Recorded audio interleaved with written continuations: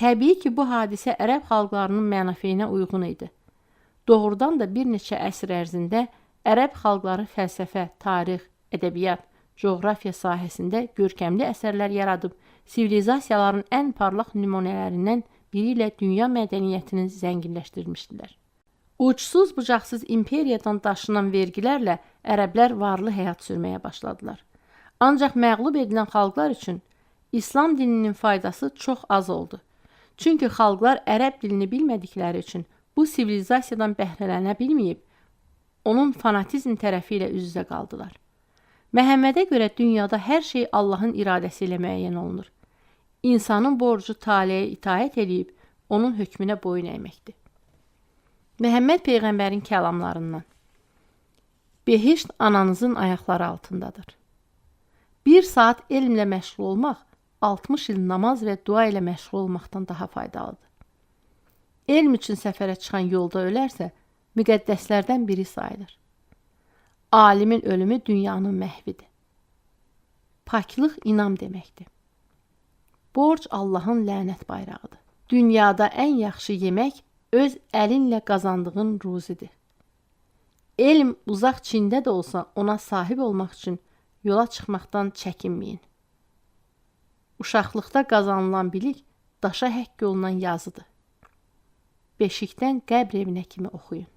Əli ibn Əbu Talib 600-661-ci illər. İslam dininin böyük xadimlərindən biri, 4-cü xəlifə, böyük sərkərdə, qəhrəman, natiq, şair və müdrik. Peyğəmbərin əmisi oğlu və ən yaxın əməkdaşı. Bütün həyatı kimi 5 illik xəlifəliyi də amansız daxili çəkişmələr burulğanında keçib. Ömrü boyu sadə həyat tərzi keçirib.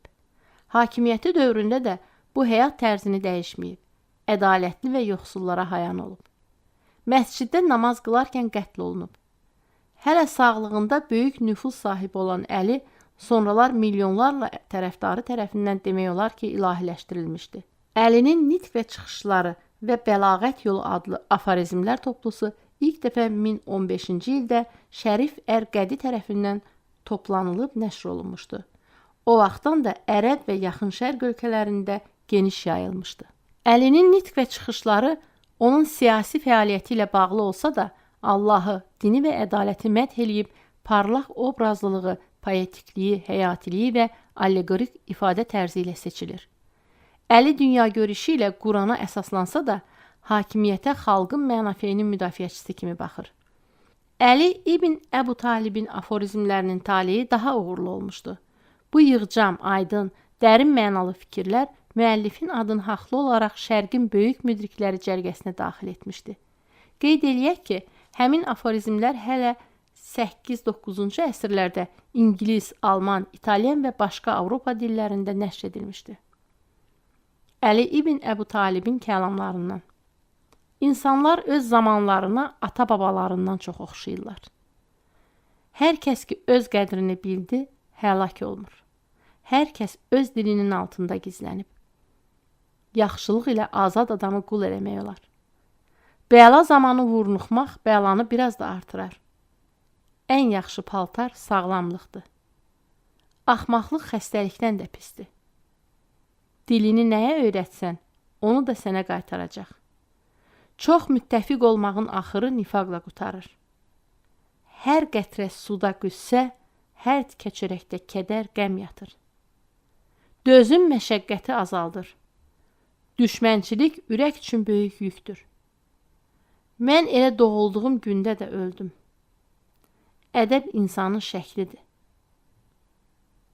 Ağıllı adam bir dəfə baxdı, ibrət alacaq. Fərabi Əbu Nəsir İbn Məhəmməd 870-950-ci illər. Ərəb fəlsəfəsinin banisi. Mənşəcə türkdür. Şərq fəlsəfəsində ikinci müəllim kimi Aristoteldən sonra məşhurdur. Aristotelin metafizika, kateqoriyalar, topika, ritorika və s. əsərlərində dahiyanə şərhlərin müəllifidir. Əsərlərindən müdriklik inciləri, fəzilətli şəhər əhlinin baxışları, Aristotel və Platon fəlsəfəsinin məramları haqqında xoşbəxtliyin əldə edilməsi və s. daha çox məşhurdur. Ümumiyyətlə, Fərabi 150-yə qədər əsərin müəllifidir. Onun fikrincə kainat bir-birinin üzərində 9 qatdan ibarətdir. Hamısının əsasında 4 ünsür, su, torpaq, od, səma durur. Bədən əzəl materiyadan yoğrulub və ilahi qüvvədən asılı deyil. Dünyanı nəzəri və əməli elmlər vasitəsilə dərk etmək olur. Elmi sistemlərin əsası məntiqdir. Məntiqin əsası isə ziddiyyətlər qanunudur. Dərk etmə prosesi idrak və hissin qarşılığı ilə mümkündür. Güya hiss şeylərin zahiri cəhətini, idrak isə mahiyyətini öyrənir. Güya ruh bədənlə birgə olur. Gənc yaşından Bağdada gəlib və dilləri və Yunan fəlsəfəsini dərindən öyrənmiş, sonra isə ömrünün axırına kimi Dəməşq və Hələb şəhərlərində yerli hakimlərin himayədarlığı altında yaşayıb yaratmışdır. Rəvayətə görə Dəməşqə gəlişi belə olmuşdu. O saraya daxil olanda orada alimlərin məclisi imiş. Taxtında oturmuş şəhər hakimi Seyfuddövlənin oturmaq haqqında icazəsindən sonra deyir: Öz rütbəmə uyğun yerdə oturum, ya sizin rütbənizə? Hökmdar: Öz rütbənə deyir. Belə olduqda Fərabi bütün əmrlərdən yuxarı başa keçib taxtın yanında oturur. Hökmdar öz mühafizəçisinə tərəf dönüb qəzəblə, amma yalnız 3-4 saray adamının anladığı gizli dildə deyir: Bu türk bütün nəzakət qaydalarını pozdu. Məclis qutaranda bu tərbiyəsizliyinə görə cəzasını verəsiz. Bu zaman Əbu Nəsir soruşur: Mən ki heç bir günah işlətməmişəm. Nəyə görə cəza alıram? Bunu eşidən hökmdar heyrətə gəlir. Xalq arasında bu dili heç kəs bilmir. Sən onu kimdən öyrənmisən? Fərabi deyir: Mən çox dillər bilirəm. Bu zaman oturan alimlərdən biri məclisə sual verir. Müzakirə başlanır. Amma heç kim cavab verə bilmir. Belə olanda Əbu Nəsir ona hər tərəfli cavab verir və heç kim onunla mübahisəyə girməyə cəsarət eləmir. Seyfuddövlə ona müraciətlə deyir: Sən ki ikinci müəllimsən. Fərabi təsdiq edir. İbn Sina 980-1037-ci illər. Ərəb filosofu və həkimi. Buxara yaxınlığında doğulub, Həmədanda ölüb. Qəbri də oradadır. Evdə yaxşı dini və dünyəvi təhsil alandan sonra Buxaraya gəlmiş, Əbu Abdulladan fəlsəfə elminin əsaslarını öyrənib. Fərabinin şərhində Aristotelin metafizikası ilə tanış olduqdan sonra Yunan filosofunun ardıcıllarından biri olmuşdur. Bu barədə Əbu Əli belə yazır: 40 dəfə oxumağıma və az qala əzbər bildiyimə baxmayaraq, metafizikanın mənası yenə mənim üçün dumanlı və anlaşılmaz olaraq qalırdı. Axırda məyus olub öz-özümə dedim: Yox, mən bu kitabı dərk edə bilməyəcəyəm. Amma təsadüfən kitab bazarında satıcıdan 3 dirhəmə aldığım fəlsəfəyə aid bir kitab köməyimə gəldi. Alıb gördüm ki, bu Əbu Nəsir Əl-Fərabinin metafizika kitabının şərhidir. Evə gəlib dərhal oxumağa başladım. Gözlərim önündə tamamilə yeni bir aləm açıldı. İbn Sinanın zənnincə fəlsəfənin əsas qayəsi elmləri mənimsəyib, son nəticədə Allahı dərk eləməkdir. Şəfa kitabı və Nicat kitabı adlı başlıca əsərlərində insanların həm fiziki, həm də mənəvi varlığının müalicə yollarını göstərir. Pifaqorizmin əleyhinə çıxıb yazır ki, rəqəmlər konkret cisimdən ayrıla bilməz. Ruh ölməzdir. İbn Sinaya görə Allah kainatı məqsədsiz yaradıb. Allahın işləri zamanın xaricindədir. İbn Sina mənən təmiz və böyük şəxsiyyətləri Allahın yerdəki müavinləri adlandırır. O, Avropada böyük həkim kimi tanınır. Hey İbn Yəzqan, allegorik povestindən bir parça. O dedi: Fiziognomika o elmlərdən biridir ki, haqqı nəqd ödənilir. Çünki o, insan təbiətinin hamının gizlətməyə çalışdığı ən gizli cəhətlərini aşkar eləyir. O, adamların yarı pozulmuş, güclə sezilən xüsusiyyətlərini aşkar eləyib, hər hansı bir qüdrətli əlin cüzi toxunması ilə səni kamillik dərəcəsinə yüksəldir. Əksinə, kim səni doğru yoldan sapındıracaqsa, deməli məhv oldun. Bax, elə indi səni əhatə edənlərin, səni bircə addım belə rahat buraxmayan yol yoldaşlarının elədiyi kimi. Bax, qabağında gedən o adam ki var, yalançı və boşboğazdır, uydurmaçı və naqqaldır. O sənə elə xəbərlər gətirir ki, heç vaxt həqiqəti yalandan ayıra bilməzsən. Sən də olanı olmayandan, həqiqəti yalandan ayırmaq üçün nə qədər əziyyət çəkməyə məcbur olursan. Beləliklə, ya bəxt səni bu yanlış yoldan çıxaracaq, ya da həmişəlik yalan və uydurmalar torunda batıb qalacaqsan. Sənin sağında gedən o adam azğındır. Elə ki, qəzəbləndi, nə dilə tutmaqla sakitləşdirmək olar, nə də nəvazişlə. Solunda gedən isə qarınqulu və şöhrətpərəst ayğırdır. Ancaq qara torpaq onun nəfsini doyura bilər. Ey bədbəxt, sən onlara qoşulmusan və yalnız baş götürüb vətəndən qaçmaqla onların əlindən qurtara bilərsən. Bir halda ki, hələ qaçmağa imkan yoxdur, qoy sənin əlin onların üstündə amirlik eləsin. Hökmün onları itaətdə saxlasın. Çünki yalnız onlardan möhkəm və iradəli olmaqla onları ram eləyə bilərsən. Bəhmənyar Əbülhəsən, Azərbaycan filosofu. Doğulduğu il və yer məlum deyil. Əsərlərini o dövrün elmi dili olan ərəb dilində yazmışdır. İbn Sinanın şagirdi olub. Başlıca əsərləri metafizikanın mövzusu, mövcudatın mərtəbələri, təhsil, məntiqə dair zinət, gözəllik və səadət traktatlarıdır. Bəhmənyara görə hər şeyin əsası varlıqdır. Varlıq iki cürdür, zəruri və mümkün olan. Birincisi səbəbsiz və mütləq mövcuddur. İkincisi isə birincinin nəticəsidir. Bəhmənyar mümkün varlığı geniş şərh eləyərək yazır ki, mütləq varlıqdan başqa bütün maddi və ruhi aləm, yerlər, göylər, od, su, hava və torpaq, bitkilər, heyvanlar və insanlar ona aiddir. Bəhmənyar da öz müəllimi İbn Sina kimi Aristotelçidir. Bu onun bütün əsərlərindən, o cümlədən müəlliminə yazdığı məktublarından bəlli olur. Amma o bəzi məsələlərdə müəllimi ilə mübahisəyə də girir. Bəhmənyar hərəkət və məkan zaman kateqoriyalarını izah edib göstərir ki, onlar bir-birindən ayrılmazdır, bir-biri ilə vəhdətdədirlər. Bəhmənyara görə fikir də insan zehninin hərəkətidir. Həqiqət məntiqi yolla dərk oluna bilər. Təhsil əsəri əsasən məntiqə həsr olunub. Nizami Gəncəvi 1141-1203-cü il. Azərbaycan şairi, filosofu. Gəncə şəhərində doğulmuş, dövrünün bütün elmləri üzrə mükəmməl təhsil almışdı. Yaradıcılığa lirik şeirlərlə başlamış. Sonra bir-birinin ardınca 5 mənzum roman yazmışdı. Bu poemalar sonraki 800 il ərzində şərq ədəbiyyatında dərin iz buraxıb böyük ədəbi məktəb yaratmışdır. Antik filosofların dünya görüşünə yaxından bələd olan Nizami bütün poemalarında ibrətli, hikmətamiz hekayə və rəvayətlər qələmə almışdı.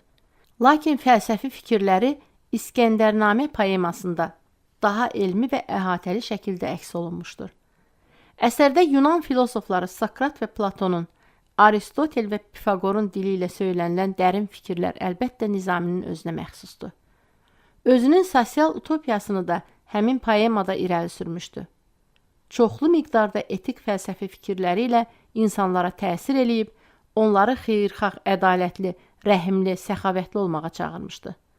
Dərin məzmunlu aforizmləri bütün əsərlərinə səpələnmişdir. Lirikasında da çoxlu bədii, emosional kəlamlara rast gəlmək olar.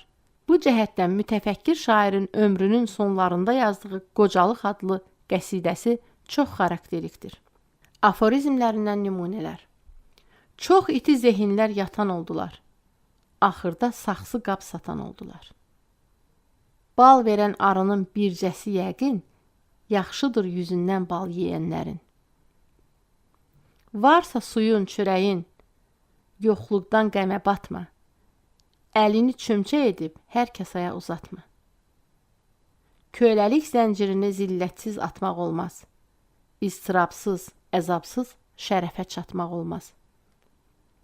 Qətrəni dənizə atsalar əgər, başqa qətrələrdən kim onu seçər? Xurmanın ağacı olmasa uca, adamlar çox ziyan verər ağaca. Ağac şümşad boylu oldu, çünki barı töküldü. Mənim qəddim meyvəsini tökən zaman büküldü. Sərxoşluq edən dövlət huşyar olacaq bir gün. İllərlə yatan bir bəxt bidar olacaq bir gün. Səhər şaxtasının müqabilində gündüzün istisi bir zada dəyməz. Sən bircə dilbəri daim salyada, tək qalar çox yarı olan dünyada. Topdan qurtaran quş ki qayıtmaz topa birdə. Keçmiş ömrü kim yenidən canə yetirdi? Bilənlər padşahı olsa da yenə, cavanlar mühtacdı qoca fikrinə. İbn Xəldun 1332-1406-cı illər. Ərəb mütəfəkkiri və tarixçisi. Tunisdə doğulub. Sultanların sarayında əvvəl mirzəlik edib, sonra həcib olub. Sonra Qahirəyə köçüb qazi olub. Teymurləngə xidmət edib. Bir sözlə siyasi həyatın və hakimlərin hər cür üzünü görüb. Ərəb İslam mədəniyyətini dərindən öyrənib. Ciddi təhsil almışdı. Eyni zamanda özünün mahiyyətin əsası İbrətamiz nümunələr kitabı, Qərbə və Şərqə səyahət, prolegomenlər, problemlərin mahiyyətinə baş vuranlar üçün nicat kimi əsərlərini yaratmışdı. Lakin İbn Xəldunun adını ölməz eləyən siyasi həyatın və dövlətin əmələ gəlməsi və inkişafı nəzəriyyəsidir. Bu nəzəriyyə sosial fizika adlanır. İbn Xəlduna görə insanlar əvvəlcə vəhşi kimi olurlar. Sonra tədricən təbiət aləmindən ayrılır, sosial qrup halını alırlar. Əvvəlcə əkinçilik və maldarlıqla, sonra isə sənətkarlıq, ticarətlə məşğul olur, elm və incəsənət meydana gəlir. Bu zaman istehsal məhsulu lazım olduğundan artıq olur. Nəticədə maddi həyat zənginləşir və sivilizasiya yaranır. Yeni, yəni sənətlər, elm, mədəniyyət, incəsənət çiçəklənir. Bəzi xalqlarda vəhşilikdən sivilizasiyaya keçid, fatihlik, istilaçılıq yolu ilə də baş verə bilir. Ərəb istilasını buna misal göstərmək olar. Bu zaman cəmiyyətin bəsitlikdən sivilizasiyaya keçidi bərabərliyin qeyri-bərabərliyə keçməsi ilə nəticələnir. Yəni vəhşilik, bəsitlik dövründəki bərabərlik, demokratiya, azadlıq, maddi bolluq, sivilizasiya dövründə ağalıq, qeyri-bərabərlik və əsarətlə əvəz olunur. Nəticədə güclü dövlət hakimiyyəti əmələ gəlir. İbn Xəldun dövlətin əmələ gəlməsini də bir neçə mərhələyə ayırır. O dövləti idarə edənləri də qruplara bölür və bunlar arasındakı münasibətlərin uzun tarixi proseslər yeri gəldikdə Ərəb və İslam dövlətlərinin tarixindən misallarla əyaniləşdirir. İbn Xəldun fəlsəfə tarixində ilk dəfə dövlətlə onun iqtisadiyyatı arasındakı əlaqənin də elmi izahını vermişdir. Nəsrəddin Tusi 1201-1274-cü illər. Həmadanda doğulub. Tuz şəhərində təhsil alıb. Hülaku xanın məsləhətçisi, sonra isə onun oğlu Abaqa xanın vəziri olmuş. Qocalığında Bağdada səyahət edib. Orada da ölmüşdü. Cəlil məsciddə dəfn olunmuşdu. Azərbaycan ensiklopediyaçı alimi, dövlət xadimi, İbn Sina və Bəhmənyarın davamçısı. Elmin bütün sahələrinə, o cümlədən fəlsəfəyə aid çoxlu əsərlərin müəllifidir. Qədim dövrün dünya əhəmiyyətli astronomlarından biri sayılır. Marağa rəsədxanasını təsis etmişdi. Fəlsəfəyə aid əsərlərindən Əxlaq-ı Nasiri Azərbaycan dilində nəşr olunmuşdu. Məşhur tarixçi Rəşidəddin yazır ki, gəncliyində Bağdada təhsil almağa gedən Nəsrəddini geri qaytarırlar. Səbəbini soruşanda gülə-gülə deyirlər ki, sənin buynuzun var. Sonra Hülakü Bağdadı fəth eləyəndə alim yanında bir neçə sərkərdə ilə həmin yerə gəlir. Onu hörmətlə qarşılayıb soruşurlar ki, bəs yanındakılar kimdir? Nəsrəddin cavab verir, mənim buynuzlarım. Daha bir rəvayət maraqlıdır. Alim astronomiya ilə məşğul olmaq üçün rəsədxana tikdirmək fikrinə düşəndə, Hülakü ondan soruşur ki, astronomiya elminin faydası nədir? Alim xahiş edir ki, bir nəfər heç kimə xəbər vermədən hündür bir yerə çıxıb, böyük bir mis teşli yerə tullasın. Hökümdarın əmri ilə belə də edirlər. Səsküydən adamlar dəhşətə gəlir. Hökümdarla alim məsələdən xəbərdar olduqlarına görə qətiyyən hallarını pozmurlar. Alim hökümdara deyir ki, astronomiyanın faydası da belədir. Səni olacaq bir çox hadisədən xəbərdar edir. Nəsrəddin Tusinin kəlamlarından. Səxavətsiz səadət olmaz. Dünyada adamlar üçün ən aşkar və ən aydın dəlil onların özlərinin varlığıdır. Elm səbəb, əməl isə nəticədir. Nitq qüvvəsinin yeri beyin, qəzəb qüvvəsinin yeri ürək, şəhvət qüvvəsinin yeri qaraciyərdir. Yaxşı iş tutmaq, xeyirli fəaliyyət göstərmək bulud altından çıxan günəşə bənzəyir. Təkəbbürün əsl cavabı təkəbbürdür. Ləyim adamlar bədəncə möhkəm olar, kərim adamlar ruhca. Heç kəsi qınama, dünya işinin həmişə dəyişən və çevrilən olduğunu nəzərə al. Dəfələrlə fikirləş, sonra dilinə gətir. Dönə-dönə götür-qoy et. Sonra həyat keçir. Çünki şərait dəyişilə bilər. Heç kəsi qınama, dünya işinin həmişə dəyişən və çevrilən olduğunu nəzərə al. Dəfələrlə fikirləş, sonra dilinə gətir. Dönə-dönə götür-qoy et, sonra həyata keçir. Çünki şərait dəyişilə bilər. Yaxşı iş görməkdə əziyyət çəksən, əziyyət keçər, yaxşılıq qalar.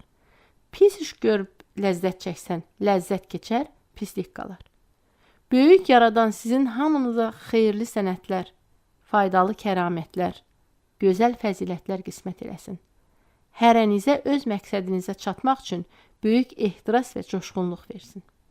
Nəsrəddin Tusi, Əxlaq-ı Nasiri əsəri. Machiavelli, 1469-1527-ci il. İtalyan siyasi filosofu və tarixçisi, yazıcı və hərbi nəzəriyyəçi. Qədim Yunan və Roma müəlliflərinin əsərləri ilə tərbiyə olunub. 14 il Florensiya Respublikasının katibi vəzifəsində işləyib. Özünü mahir siyasi xadim və diplomat kimi göstərib. 1512-ci ildə siyasi fəaliyyətdən kənar edildikdən sonra ömrünün sonuna kimi yaradıcılıqla məşğul olmuşdur. Machiavelliyə görə insan təbiətən cilovsuz və naqisdir. Buna görə dövlət hakimiyyəti vacibdir. Həm də mərkəzləşmiş, güclü siyasi hakimiyyət. Dövlət fərdi azadlığı təmin etməlidir. Hakimiyyətə gəlmək üçün bütün üsullar müqabildir. Dövlətlər eyni tarixi mərhələləri keçib, mütəmadi halda bir-birini təkrar edirlər. Hökmdar və Tit Livinin birinci dekadasına dair mülahizələr, tarixi fəlsəfi əsərləri, fikrin dərinliyi və zənginliyi ilə 4 əsrdən artıqdır ki, kəskin mübahisələr doğurur. Florensiyanın tarixi əsəri də janrın ən gözəl nümunələrindəndir. Əsərlərində siyasi realizm və praktisizm çox güclüdür. Fikirlərindən nümunələr. Ağıl 3 cür olur. Biri hər şeyi özü dərk edir. İkincisi birincinin söylədiklərini qavraya bilir. Üçüncüsü isə nə özü bir şeyi dərk edir, nə də başqalarının dediklərini qavraya bilir. Birinci ağıl görkəmli, ikincisi əhəmiyyətli, üçüncüsü yaramazdır.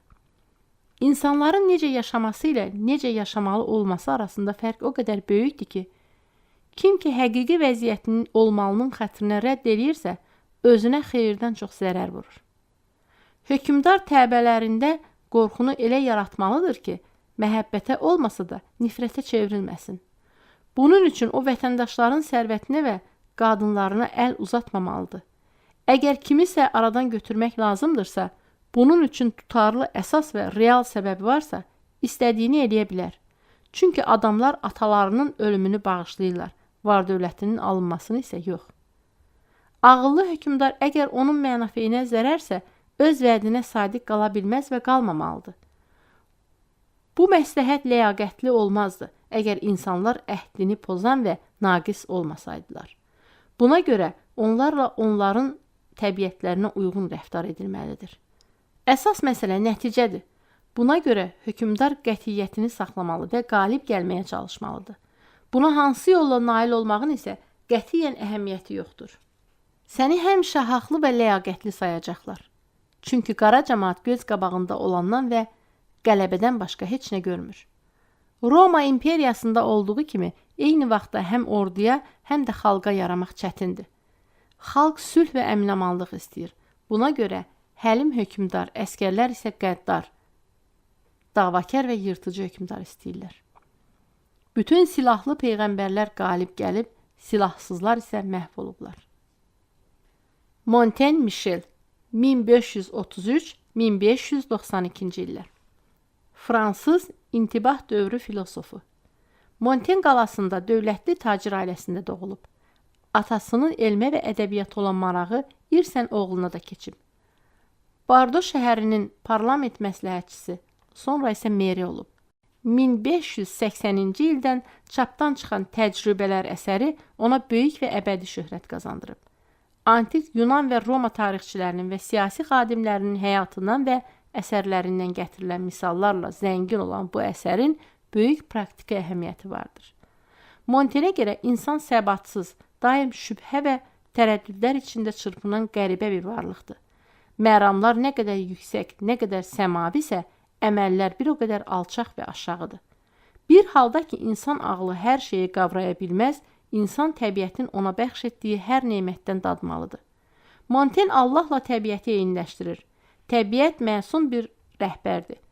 Onun hər cür süni cığırla tapdalayıb pozduğumuz yoluyla, onun çağrışı ilə getmək lazımdır. Təcrübələr əsəri yüzilliklər ərzində təkcə adi oxucuların deyil, hətta böyük filosofların, sərkərdə və dövlət xadimlərinin də sevimli kitabı olmuşdu. Bu müdrik, həyati, aydın və dərin məzmunlu əsər haqlı olaraq dünya mədəniyyətində parlaq hadisə sayılır. Təcrübələr əsərindən. Bizim hamımız böyük sərsərilərik. Biri haqqında biz belə deyirik. O ömrü uzunu fəaliyyətsiz yaşadı. Yaxud mən bugün heç nə eləmədim. Necə? Məgər sən yaşamamısan? Sadəcə yaşamaq nəinki ən əsasdır, həm də sənin işlərinin ən əhəmiyyətlisidir. Əgər mənə böyük işlərdə iştirak eləmək imkanı versəydilər, mən nəyə qadir olduğumu göstərərdim deyirsən. Məgər sən öz gündəlik həyatını ondan necə istifadə etməyi götür-qoy etmisənmi? Əgər eləmisənsə, deməli artıq böyük bir iş görmüsən. Təbiətin meydan açıb özünü göstərmək üçün xüsusi bir xoşbəxt məqama ehtiyacı yoxdur. O varlığın hər mərhələsində pərdəli və pərdəsiz hər vəziyyətdə eynidir. Ağıllı kitablar yaratmaqdansa, gündəlik həyatda özünü aparmağı bacarmaq lazımdır. Müharibələrdə qalib gəlib ölkələr fəth etmək lazım deyil. Adi həyat şəraitində qayda-qanun yaratmaq vacibdir. Bizim ən yaxşı əsərimiz ağılla yaşamaq. Başqa hər şey hakimiyyət, sərvət toplamaq, tikib qurmaq, bütün bunlar əlavə və tamamlamadır. Yalnız kiçik adamlar fəaliyyətin əsiri olub yaşamağın nə olduğunu bilmirlər. Bacon Francis 1561-1625-ci illər. İngilis filosofu. Londonda saray çinovniki ailəsində doğulub. Hüquq təhsili alıb. Yelizaveta zamanında mühüm vəzifələr daşımışdı. Sonralar rüşvətxorluqda günahlandırılıb. Bütün vəzifə və rütbələrindən məhrum edilmişdi. Başlıca əsərləri Yeni Organon, Yeni Atlantida və Təcrübələr adlanır. Bacona görə fəlsəfənin əsasında 3 predmet durur. Allah, ruh və insan. Allah və ruh dərk edilməzdir. Yalnız insan bədənini dərk etmək olar. O, bilik yolu ilə insan qüdrətinin sonsuzluğuna inanır. Dinin toxunulmaz olub elmdən kənarda durmasını tövsiyə edir. Ruh varlığı dərk etmək istəyirsə, hər cür mövhumatdan azad olmalıdır. İnsan təbiəti bilavasitə, Allahı isə təbiəti öyrənməklə, öz-özünü reflekslərlə dərk edir. Təbiət elmləri nəzəri və əməli hissələrdən ibarətdir. Hisslər biliyin əsasıdır. Ağılla təcrübənin inkişafı hər şeyə qadirdir. Bacon materialistidir. Lakin bu materializm hisslərin obyektiv rəngarəngliyi ilə doludur. Karl Marx yazır ki, Baconun materializmi öz poetik hissi təcəssümü ilə insanın üzünə gülümsəyir. Baconun insanla təbiət arasındakı münasibətə aid həqiqətən dahiyanə fikirləri xüsusilə bugün aktual səslənir. Bacon yazır, İnsan təbiətin köləsi və şərhçisidir. Yalnız təbiətə tabe olmaqla onu fəth eləyə bilər. Gracian Baltazar 1601-ci il, 1659-cu il. İspan yazıcısı, filosofu. Kalatayada hakim ailəsində doğulmuş, Yezuit kollecində, sonra isə Saragosda təhsil almışdır. Sonra özü müxtəlif kollegnalarda əxlaq teologiyası və fəlsəfədən dərs demişdir. 1637-ci ildə Gracian Qəhrəman adlı əxlaqi traktatını çap etdirir. Əsər maraqla qarşılanıb İspan və fransız, İngilis və başqa dillərdə dönə-dönə nəşr olunur. 1640-cı ildə çapdan çıxan Siyasətçi traktatı yenə oxucular tərəfindən maraqla, yezuit xadimləri tərəfindən isə yenə soyuq qarşılanır. Nəhayət 1647-ci ildə filosof oxuculara öz şah əsərini Cib falı traktatını bəxş edir. 300 aforizmdən ibarət olan bu dahiyanə həyat vəsiqəsi o vaxtdan bəri Avropanın əksər dillərində dönə-dönə nəşr olunmuşdu. Kritikon adlı fəlsəfi romanı 1651-ci ildə onun yaradıcılığının əzəmətli yekunu sayıla bilər. Bu romanda müəllif insanın insan cəmiyyətindəki rolu kimi möhtəşəm bir ideyanı həyata keçirməyə çalışmışdı. Bundan sonra düşmənləri ona qalib gəlir. Qrasyan əvvəlcə sürgün olunur, olmazın təhqirlərə, məyusluqlara dözə bilməyən yazıcı filosof 1659-cu ildə vəfat edir.